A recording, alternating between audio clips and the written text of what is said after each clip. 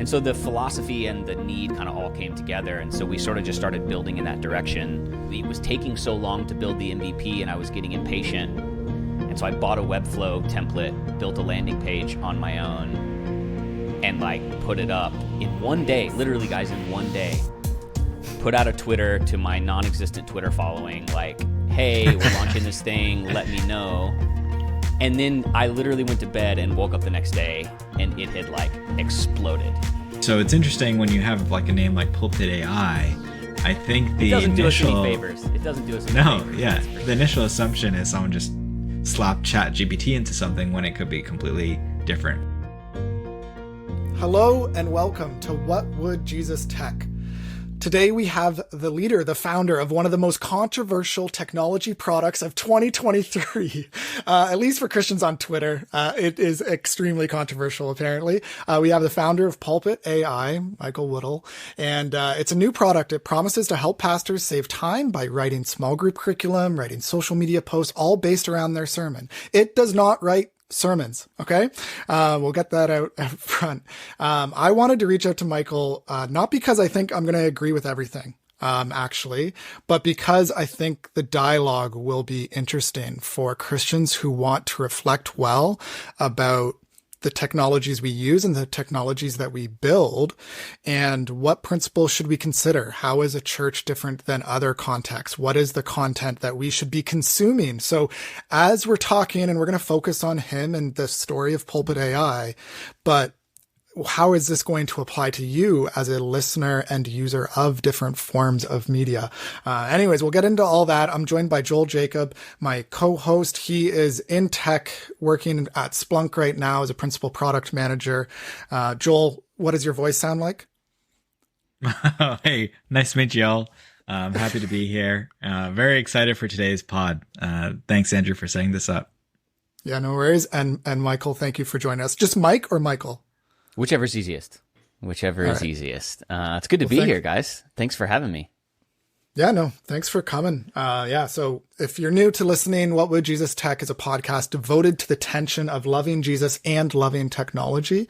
And so what we want to do is really dive into PulpitAI. Mike, what is your story? Because you start in a way that most people don't. You hear about stories of like, oh, I started in technology and then I went into ministry, but you're kind of started in ministry and then went into technology. So help us understand that. Yeah, it was weird. My journey, if you will, has literally been all over the place. But ministry has been the through line through all of it. So I got saved when I was 13 in a big charismatic megachurch in Dallas, Texas, and graduated high school early, went to Bible college in Dallas and served at my local church there. Church went through sort of a blow up, if you will, when I was about 22. Not like a moral scandal, just a lot of what we've all seen. Bad leadership, change in direction, kind of all of the above. Church actually doesn't even exist anymore. But when I was 22, I was like, if this is ministry, I want no part of it.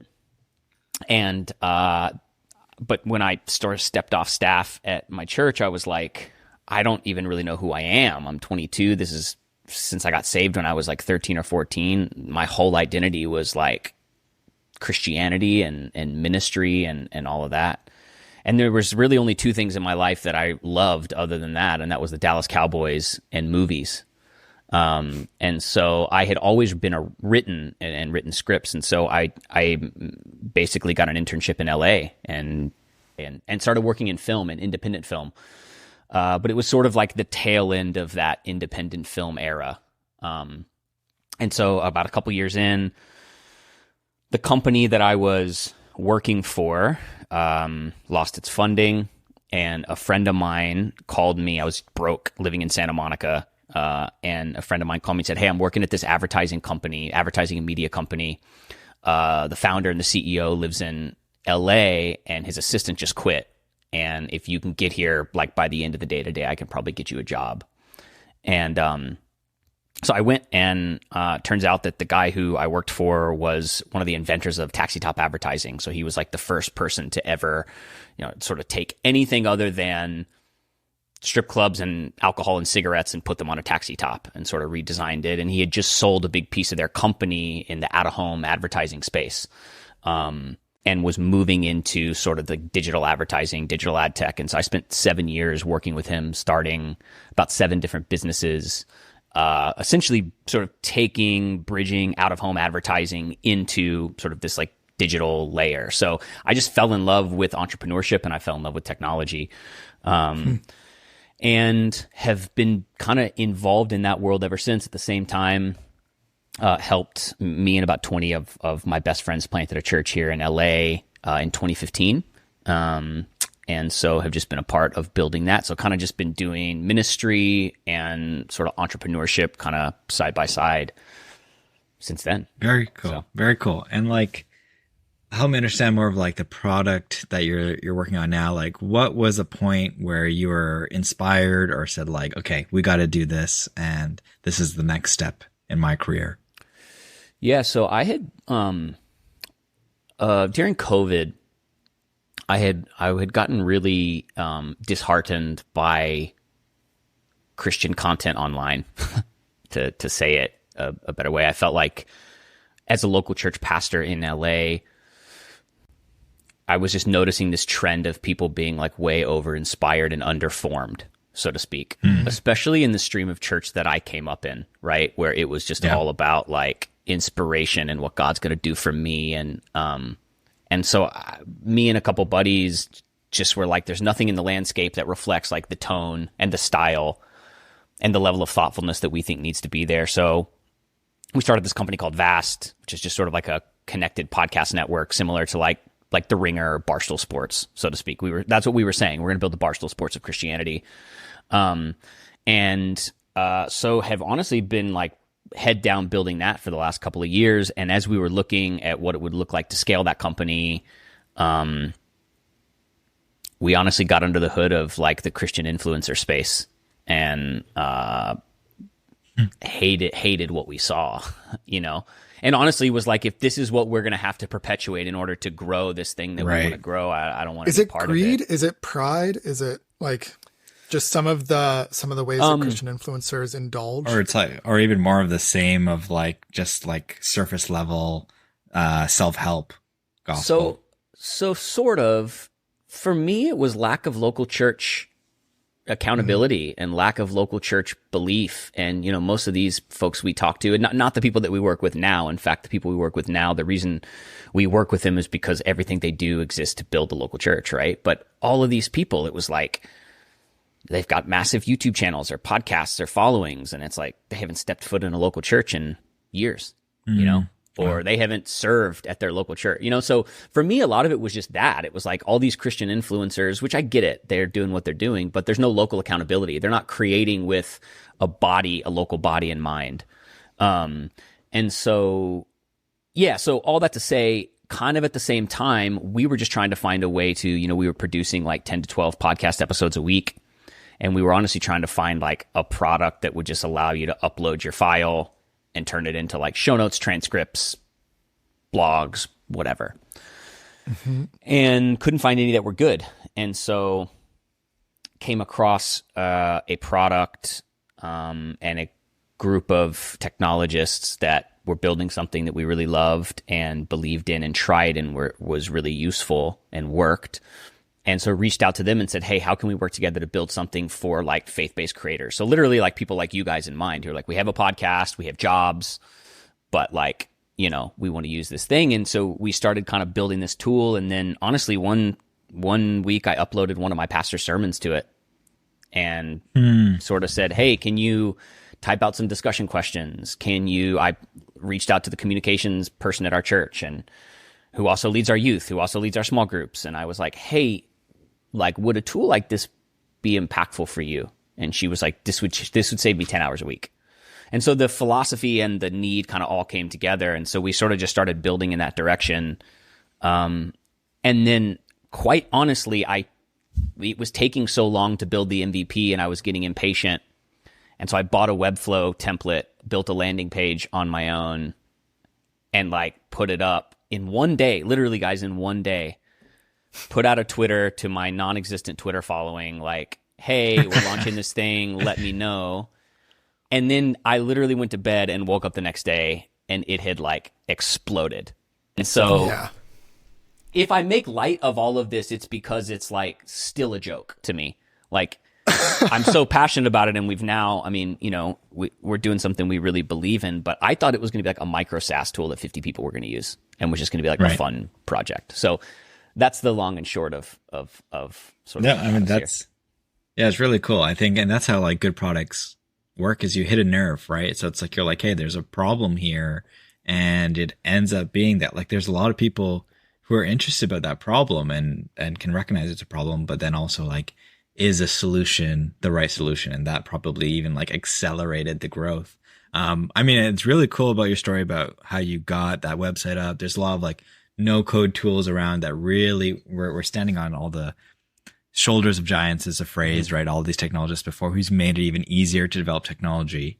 So I'm not sure if you do know, but like, what is under the hood? Like, are you using like an LLM? Are you using some of like the big tech ones and kind of repurposed it, or what are you guys using under the hood? Yeah, that's a great question. So, so we have licensed exclusively in the faith-based space, a neural network that's been being built actually for 5 years. So about 5% of our product is connected to ChatGPT. The rest is this proprietary and won't be actually by the time we launch publicly. But yeah, our product is a proprietary model that has been built by a couple of really, really smart guys who have been building for the last 5 years a AI podcast player. And so our model is literally built to extract audio and represent the themes from it properly. Okay.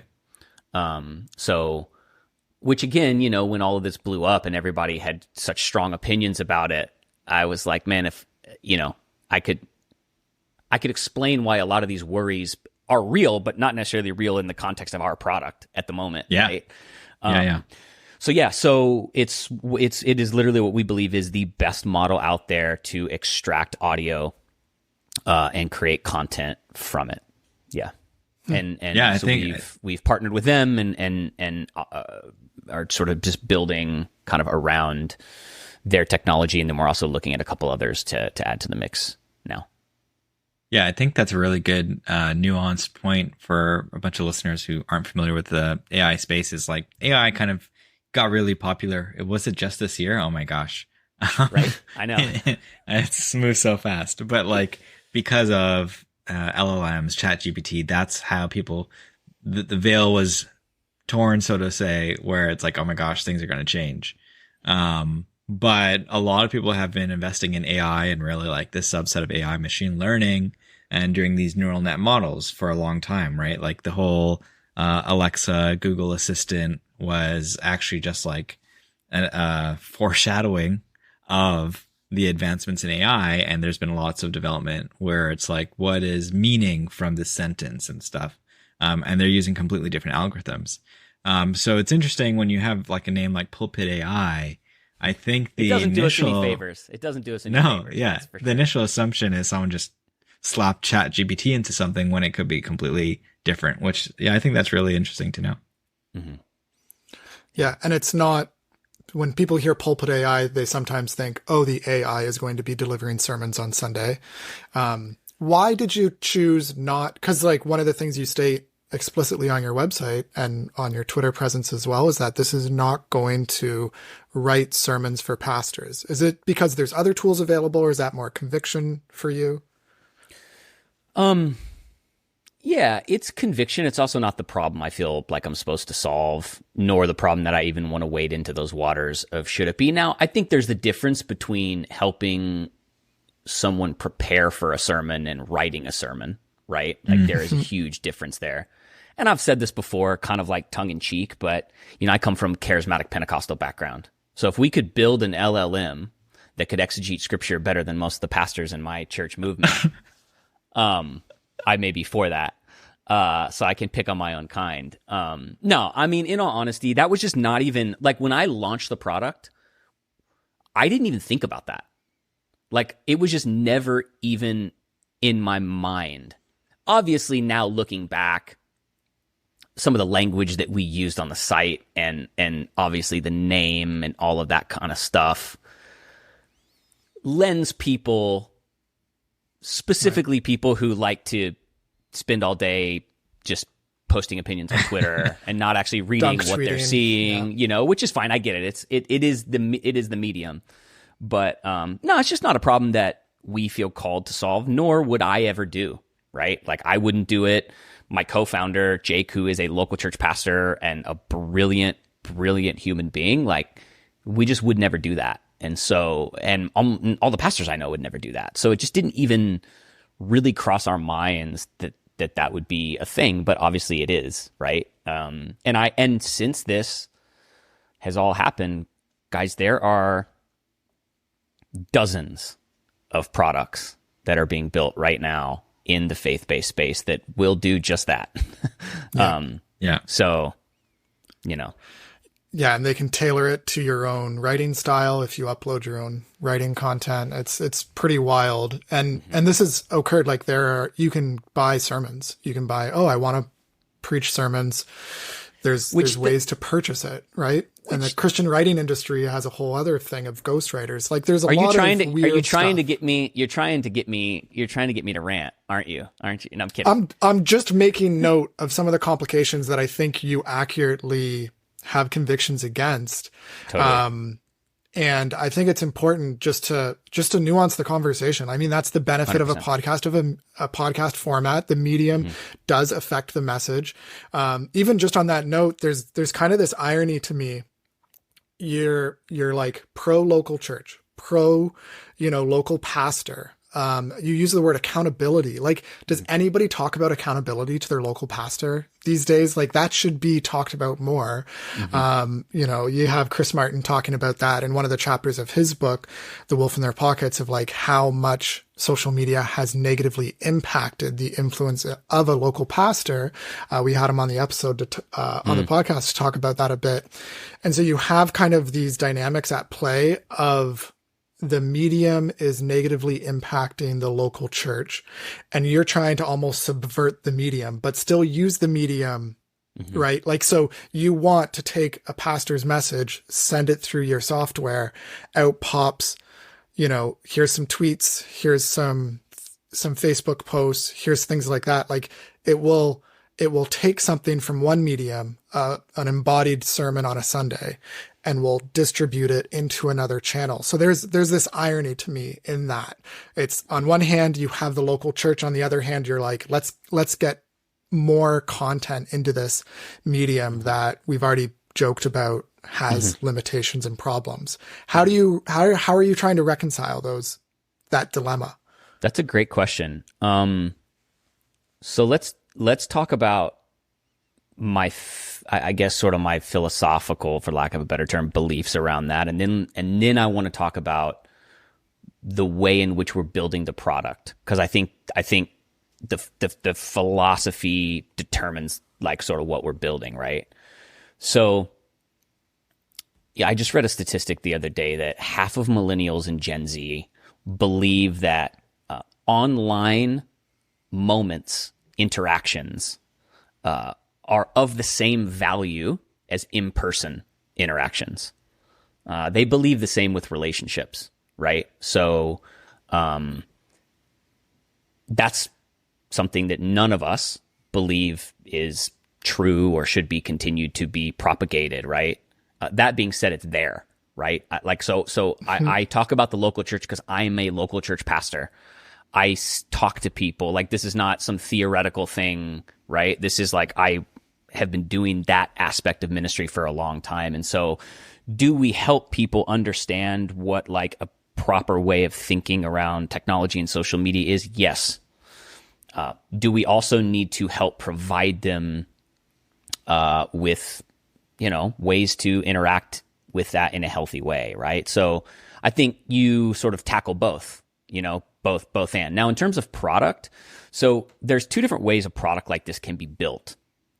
There's product as a marketing tool, right? And then product as a resource creation tool. Okay, so, and I'm just giving you guys like real-time insights into where we're at as a company and as we build, and we've got like 35 users testing this now. We very much intend to build towards how do we build a product that can help a local church resource their own local church? Like, how do we create a digital ecosystem unto itself so that every pastor, and I've said this before, can have a digital signal to their congregation should they want to, right? So our sort of number one focus is not how do we help you turn your message into marketing material? Now, that will happen. And 40% of the 2,000 people or so that have signed up for our product have indicated that's how they want to use it. Okay. Predominantly. But the other 60%, and in fact, when I look at the usage on our platform already, the highest sort of statistically how this is being used is things like devotional content, email recaps to the church, small group questions, leadership content, things like that. So I don't know if that answers your question, and I get what you're saying. We don't want to propagate this sort of like desire to grow on social media, you know, so to speak. Yeah. And then I guess I would say lastly, when it comes to product building, we're working on a video product, right? To where AI will be able to help you cut clips and put captions on them, right? The other products that are out there are built for virality. Ours isn't. So like we're not building an AI model that will pull the most viral moment from your sermon. In fact, I think if you're a local church pastor and that's what you're trying to do, you're doing it wrong. You know what I mean? Again, we want to pull out an idea. We want to, so again, I don't want to sound like I'm just defending what we're doing here. I'm just trying to give you some of the philosophy of like how we're building and why we're building, in hopes that it helps people understand like the goal here is not to just help pastors become social media influencers.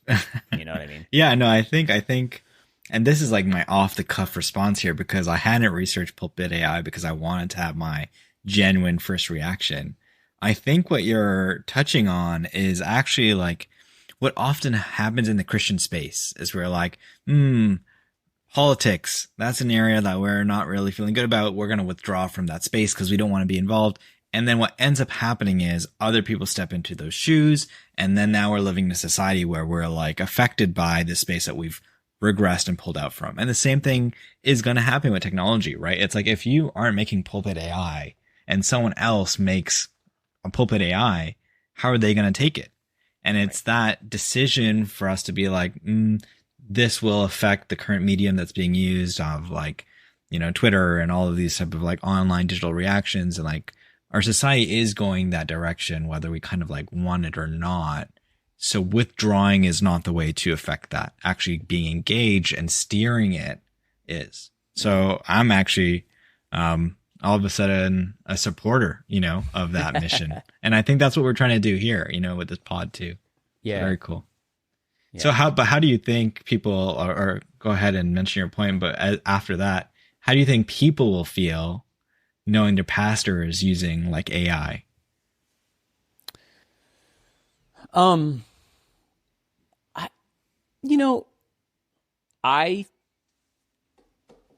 trying to decide which way to take this. I think the vast majority of churchgoers want a pastor that loves them, knows them, is faithful, integrous. And so I think oftentimes as pastors, we get caught up thinking people think about a lot more than they think about, you know?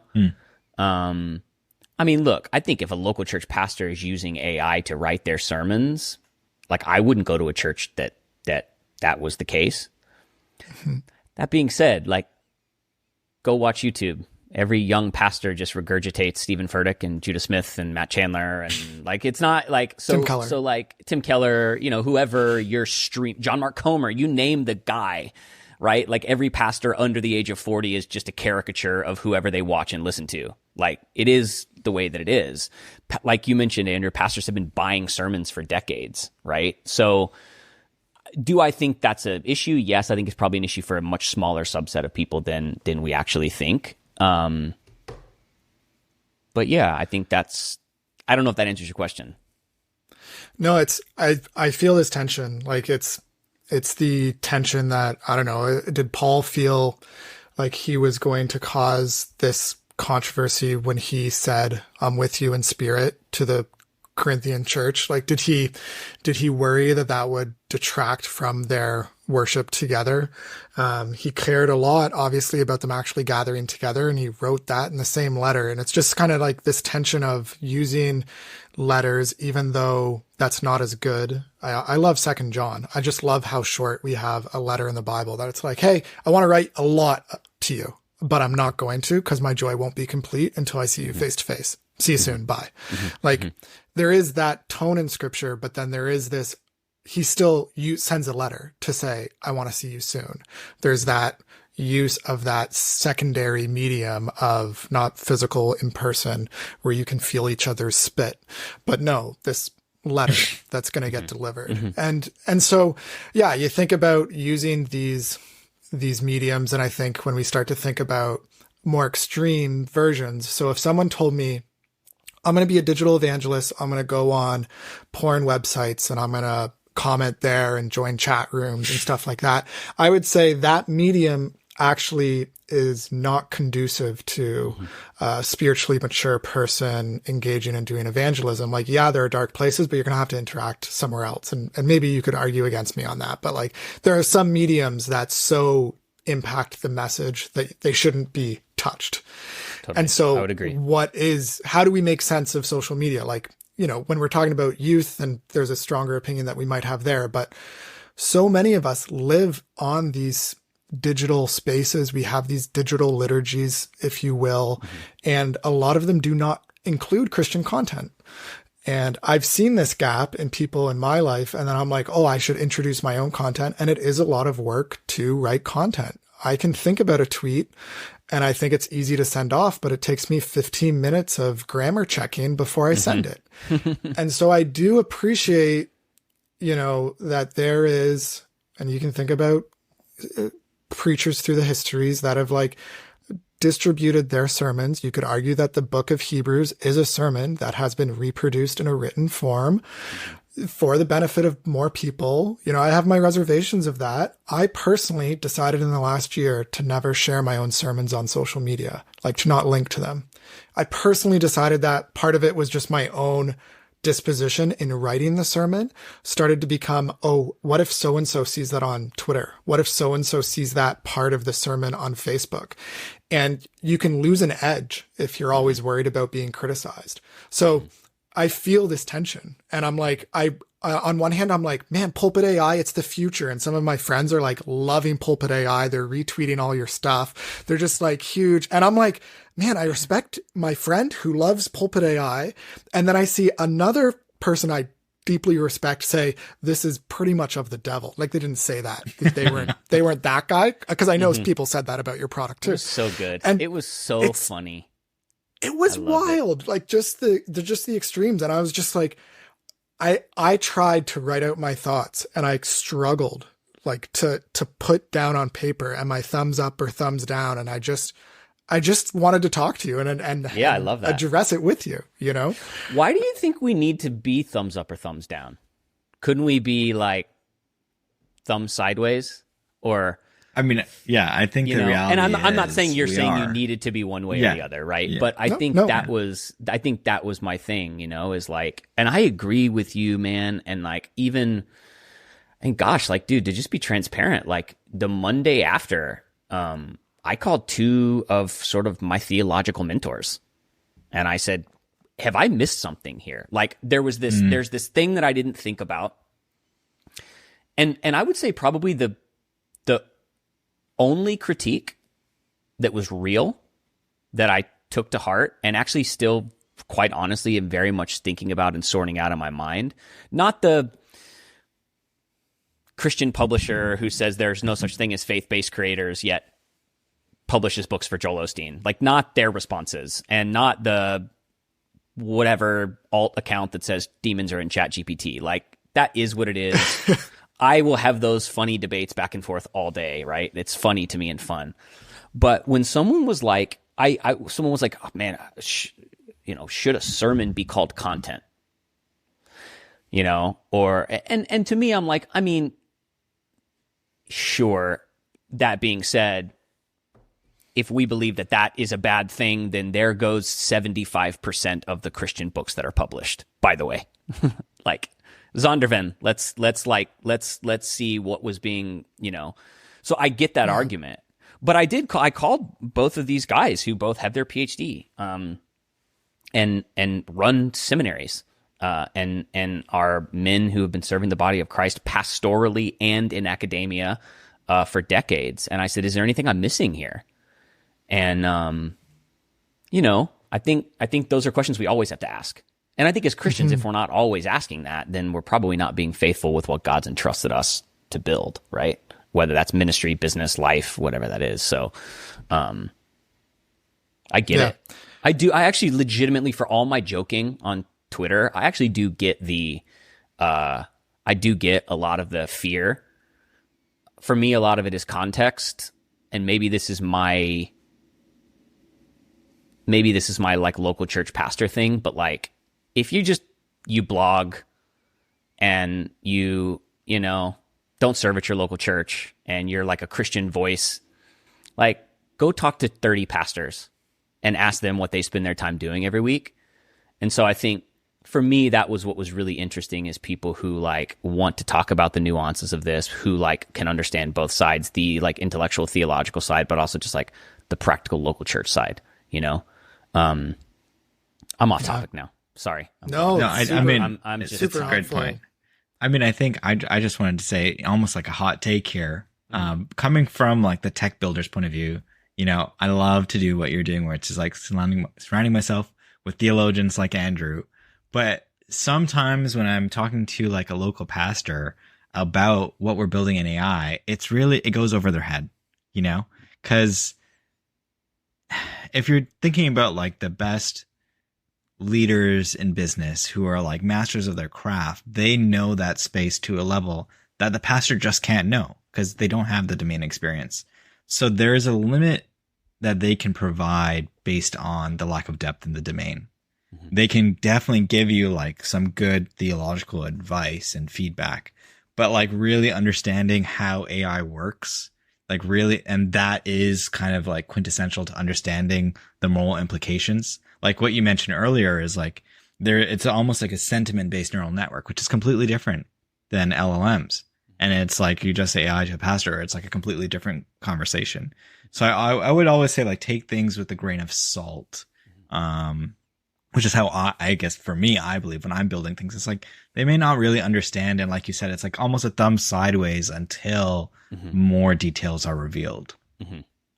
Well, and everything has trade-offs. So that's where like the Kranzberg's first law of technology is neither positive nor negative, nor is it neutral.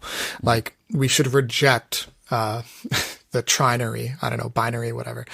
We should reject just simplistic yes or no. We can say PowerPoint is good because more people can sit in a service and see the songs and you can vocalize better, but it has trade-offs because now we no longer see the notes and know how to sing in harmony and improve the way we sound. And then the musicians turn up their volume because they sound better than everybody and then all of a sudden there's trade-offs to all of these things that happen. And there's a lot of those trade-offs that are already going on. And I think part of the problem with PulpitAI is because AI is new to people and there's just this wildness to ChatGPT, and obviously ChatGPT 3 versus ChatGPT 4, like 3 had a lot more errors in it, for lack of a better term. Like it had more left bias in it, politically, whereas ChatGPT 4 protects more from that, but it's all context based. It's interesting that we're talking about worldviews. The founder of ChatGPT is like, hey, we need to give it a worldview. It's like, oh yeah, that's right. And that's what you're talking about with your neural net. So it's a neural net that is based around a Christian worldview. And so it's like, to the pastor, it's like maybe AI is sometimes the word that you need to use in the beginning, to help them understand the general category, but then to slow it down to say, okay, but here's what's actually happening. Your sermon we're taking sentences from your sermon. Then those sentences are getting judged against other words and other things like that, other Bible things to check theological accuracy, all these different things that it could do. And then it's giving you this output. And sometimes the mushy middle with AI is more difficult because you can't name every single step of consideration that a machine learning model does. But it's just data at the end of the day. It's just code. It's just like when you do a Google search or things like that. Obviously, it needs to be evaluated on its own use. It's not the same as Google, but it goes through these steps. And I don't know. It's like, I'm not endorsing it by saying that. I'm just saying that it's less scary once you get into the nitty gritty. Is that fair? Mm-hmm. Totally. Let me ask you guys this question. Would it be even less scary if the model had a partition or sandbox around it, if you will, that was historic Christian orthodoxy? So you go to ChatGPT and you write, I live in Los Angeles, California. What's the quickest way for me to kill 20 people? If I type that into ChatGPT right now, it will not give me that information back, right? Right. What if PulpitAI would not put out information that went contrary to what a wide swath of Christian theologians and orthodoxy determined as okay? Does that make it less scary? Yeah, I think because frankly, we that's what we're went doing. through Because frankly, that's what we're doing. Yeah, and I think that's what you need to do. Mm-hmm. Like, and sorry to interrupt there, but it's like even with ChatGPT in the beginning, there's all this controversy about like, oh, is it leaning left, leaning right? And the reality is like they have this safety net, and then someone is pushing their thumb to add like a flavor to be like, you know, we're not going to say this. We're not going to talk about Jesus. Oh my gosh, because Jesus is this figure, and we are going to talk about Muhammad, right? So there now is this belief that there's going to be multiple different AI variants, which are tailored to like some sort of safety net or like moral net. And I think actually like for you guys, as you differentiate your product, you're going to say like, well, our product has this actual safety net based on this like orthodoxy and stuff like that. And I think that's like a valuable point. Well, sorry, go ahead, Andrew.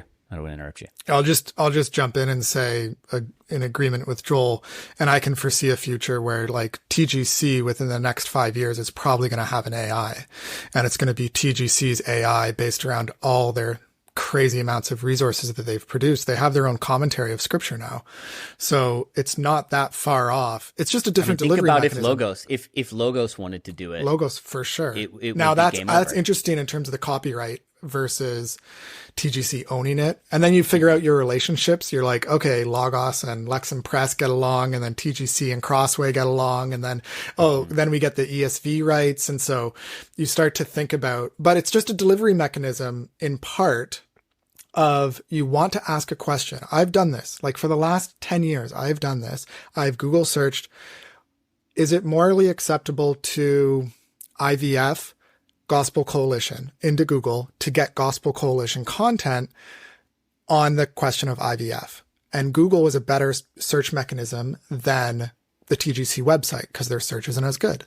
Is it not the case that a AI tool that has more filtering in it with what you're talking about could also deliver that same experience?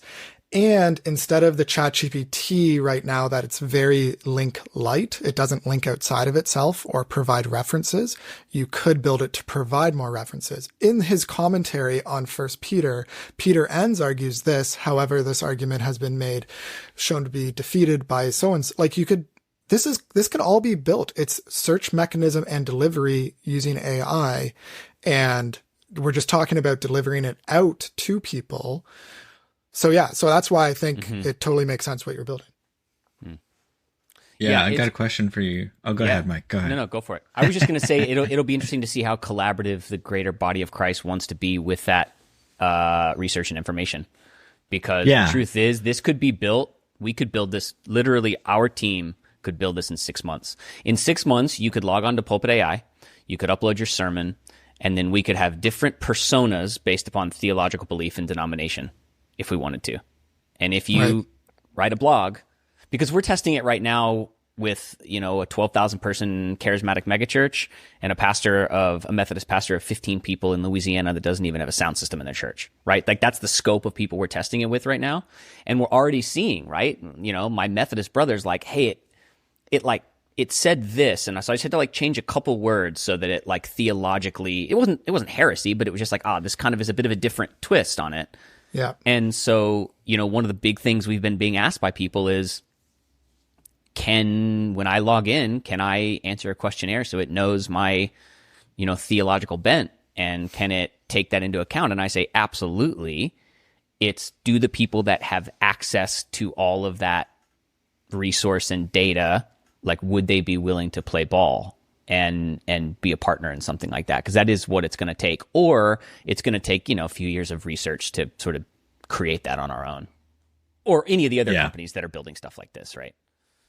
Yeah, and I think, so I guess it's almost a two-part question. One is, I love product strategy. So I'm interested in your perspective of like longevity. How do you feel about like other people kind of like making other products? What's your like market defensiveness, right? And then related to that really is similar to what we saw with ChatGPT, let's say scraping off of Reddit, scraping off of other sites, and then like what evolved as like the copyright aspect of it, and like people trying to monetize their data.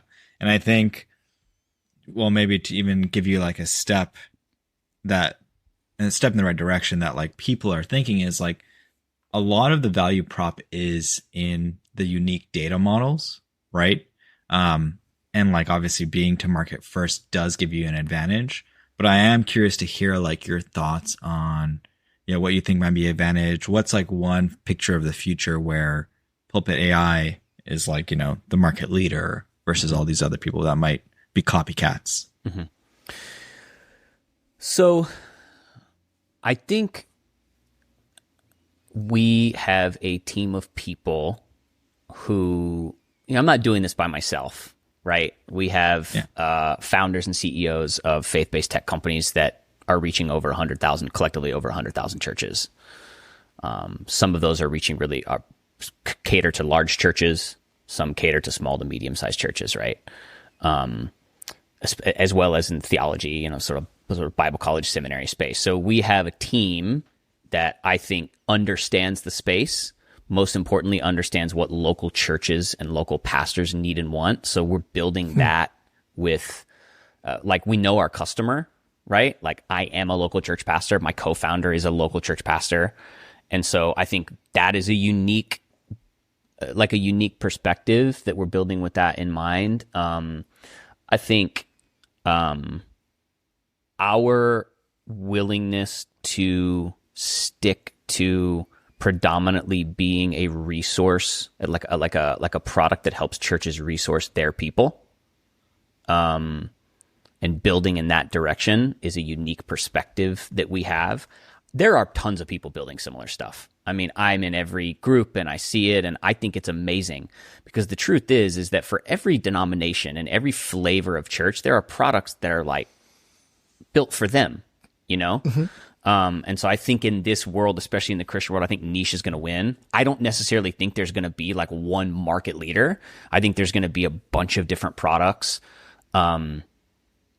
predominantly because there's not capital. Like, venture capital right now is not super bullish on the faith space.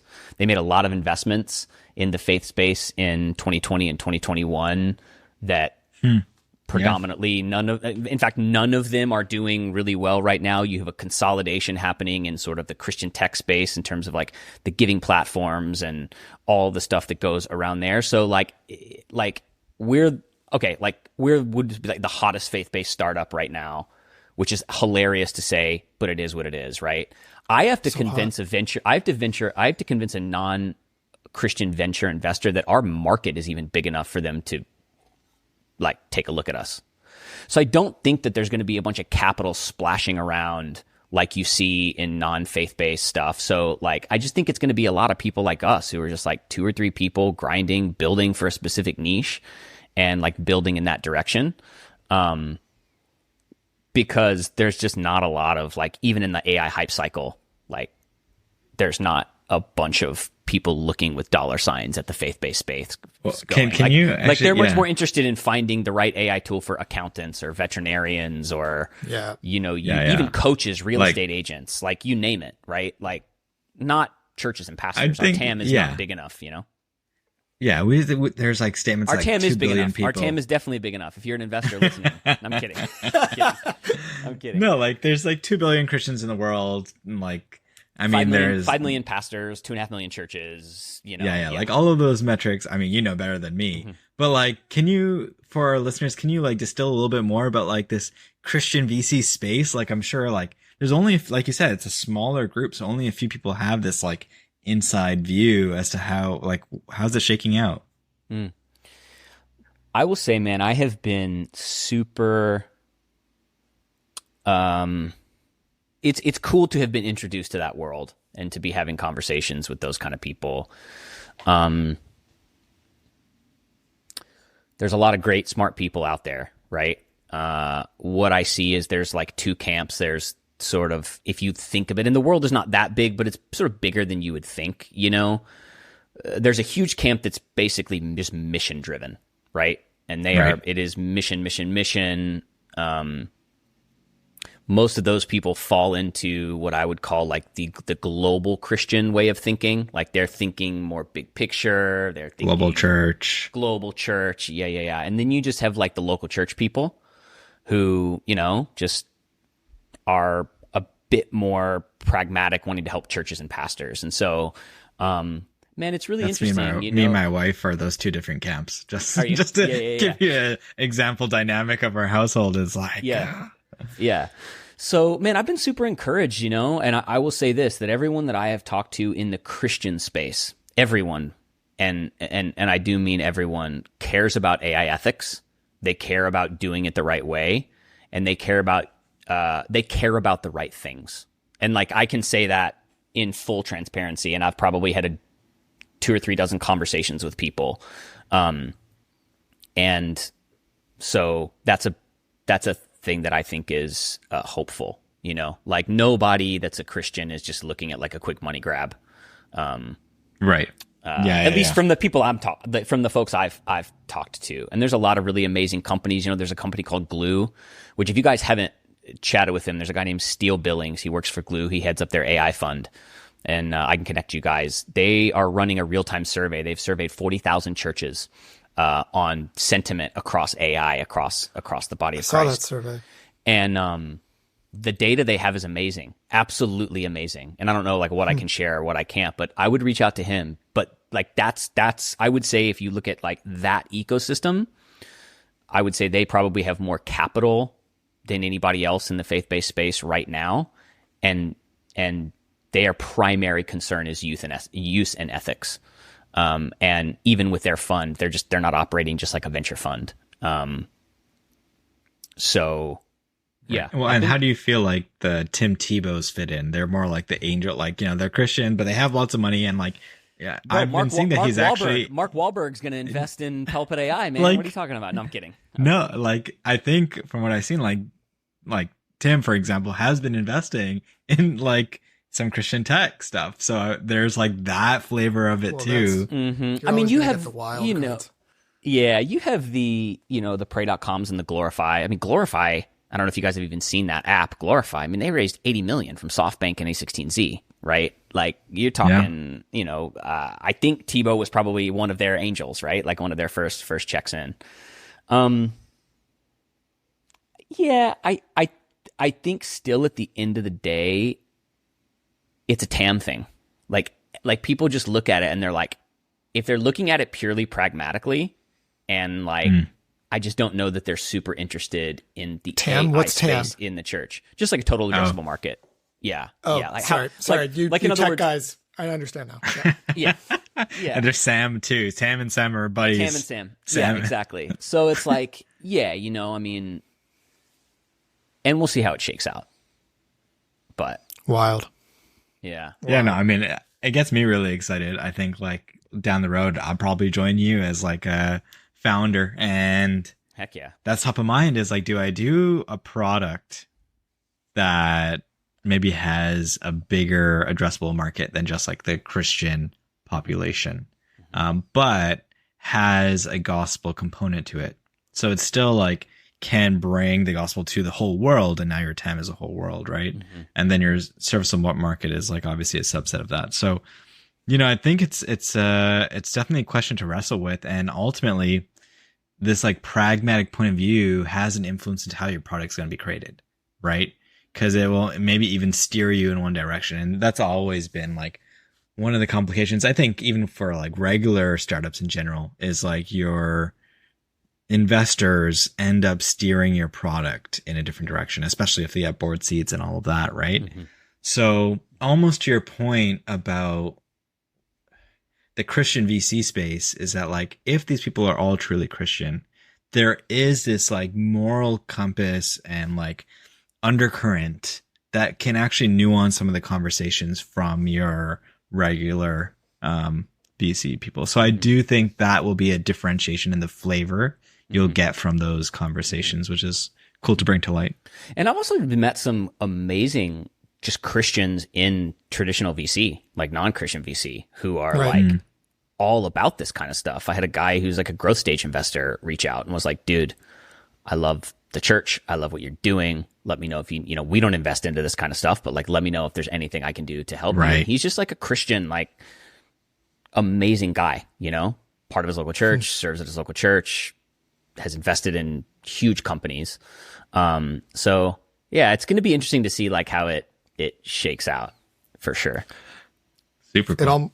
It almost reminds me of like universities sometimes have an organizational structure where you have the money side, the board of governors, and then you have the Senate, which is the academic oversight body, so that you can maintain the money income from the board of governors, but you're ensuring your intellectual credibility and academic freedom from the research side. And it's almost like PulpitAI. You could have non-Christian VCs and you could have a board, but then you could have an advisory board that's more wrestling with the theology. Anyways, it's going to be wild 100%. To see what happens. Sorry, and I was just going to say, and we're working on, you know, we're going to be putting out a joint course on sort of church technology and AI with some partners of ours at Theos University. We're going to be doing some white papers. Like, here's the beautiful part about this is anyone who's building in this space in the church, to market the product is to educate about the product. And so like, it's not about features. It's about helping people understand what this is, what it does, how are we supposed to think about it. And so I think anyone that's building in this space, if they're not, just like you said, Andrew, like if they don't have a team of people that are helping them theologically wrap their head around this kind of stuff, they could drift off into areas that they probably shouldn't. And so I think education is going to be a huge piece to this. And so, yeah. Yeah. When I worked at my company that I was part of, that was only 8 people. It was an AI product. It was helping you hire, but it would give you data. Here's a score. Hire this person. They're 94. You know, this person's only a 22. And we actually cut off scores lower than 30 because of the negative sentiment that people would build towards low scores. And it's like, no, it's not always accurate. You had to add these caveats. You had to do that education to the user. And I'm sure PulpitAI will need to do something similar to the users. And that's what you're describing. And, there's always unintended consequences with any product, and you just cannot predict them. And you could not predict them with the printing press. That, yeah, for all we love it, there was also negative consequences with fake news, proliferation of that. Like every product not only has trade-offs, but has unintended consequences. And yeah, this is going to be no different, but I really appreciate your willingness to talk to us about it. You are clearly wrestling with this. I could see the emotion on the video, as you're talking through, and my heart goes out to you, man. Like, I think you're doing something that's important, and I'm glad you're thinking through it well. And so, yeah, keep up what you're doing. Keep thinking well. Yeah. Keep hard at work. And, I hope it goes well. I hope it can really benefit churches, because I can see a use for it. I literally at my own church told our small groups leader, hey, why don't you use ChatGPT to create small group questions based around the pastor's sermon, and just use it as a co-pilot, not a command center. Use it to collaborate with, not to write all the questions by itself, you know, and I think that's an opportunity for us to really consider going forward. So thanks so much for coming on. Really appreciate your time, Mike. Guys, thanks for having me. Awesome. This has been fun. I appreciate it. Love what you guys are doing. Thanks for doing it. Would Jesus use PulpitAI? I have read way too much of Proverbs to ever speak for Jesus and talk about what Jesus would or wouldn't do outside of what I have read in his words. No, I'm kidding. I don't know. He definitely would use it, whatever it takes to get the message across. No, I don't. Great. know. We'll put that That's clip at the very front, and so the people who don't make it to the would end use it. Yeah. No, it's always a question. No, it is. I like it. I love it. I don't know. Yeah. No, I feel like that's often the answer. What do you guys think? Would Jesus use PulpitAI? He wouldn't need to use PulpitAI. Let's be real. Joel? Yeah. Right? Well, okay. Look, so he, I guess in like being God, doesn't need to because he can like whatever, like multiply fish. So, but like he did use his disciples to write parts of the Bible to carry the gospel. So he did use others, and he does use other like content mediums and stuff like that. So like, I think, would he use a disciple who uses PulpitAI? Yeah, sure. Would he do it directly? Maybe not, but that's under his kingdom domain. So I don't know. I'm more in the for camp. Yeah, I can see if the Apostle Paul lived today, he probably would have used Twitter. Like, I just can't imagine his personality not on Twitter, like being like, hey, update from prison, like heading to Corinth soon. By the way, like read Isaiah, Yeah. or like, I get that vibe from him. And I think you're right, Mike, of let's not speak for Jesus and say declaratively one way or the other and get ourselves into blasphemous territory. Exactly. So I don't know if Jesus would use PulpitAI, but yeah, I think there are principles that he would be very careful to apply. And yeah, he definitely seemed to leave some of the writings of his to other people. There's some AI stuff that's out there that is clearly blasphemous. That's like impersonating Jesus and stuff. And that stuff is crazy. So glad we don't bring those guys on this podcast. I'll tell you that. Anyways, let's wrap this up. This has been fun. Guys, this is awesome. Thank you. Yeah, thanks, Mike. This has been What Would Jesus Tech? Encouraging everybody to use tech, to build tech too, to find rest and to glorify God. Thanks, everybody. Take care. See ya.